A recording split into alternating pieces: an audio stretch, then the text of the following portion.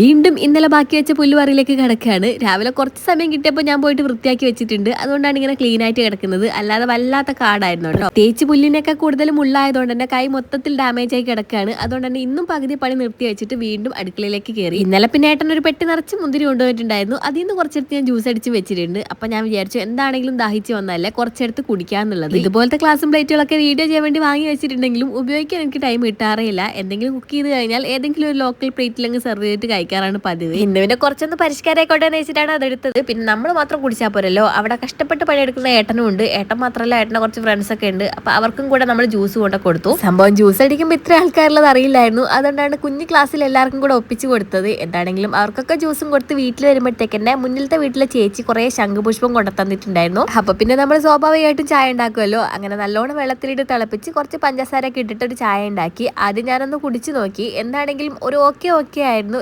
എപ്പോഴൊന്നും കുടിക്കാൻ പറ്റൂല, ഇടയ്ക്കൊക്കെ ഒന്ന് ട്രൈ ചെയ്ത് നോക്കാം. രുചി അത്രയൊന്നും ഇല്ലെങ്കിലും നല്ല ഔഷധ ഗുണമുള്ളതെന്ന് പറഞ്ഞു കേട്ടിട്ടുണ്ട്. എന്താണെങ്കിലും ചായയും ജ്യൂസൊക്കെ കുടിച്ചുകൊണ്ട് തന്നെ രാത്രി ചോറ് കഴിക്കുന്ന ഒരു മൂഡിലായിരുന്നു. അപ്പൊ ഞാൻ വിചാരിച്ചു ബ്രെഡും ഓംലേറ്റും കഴിക്കാമെന്ന്. അങ്ങനെ അത് കഴിച്ചു. അപ്പൊ ഇന്നത്തെ വീഡിയോ ഇത്രയേ ഉള്ളൂ. Love you all.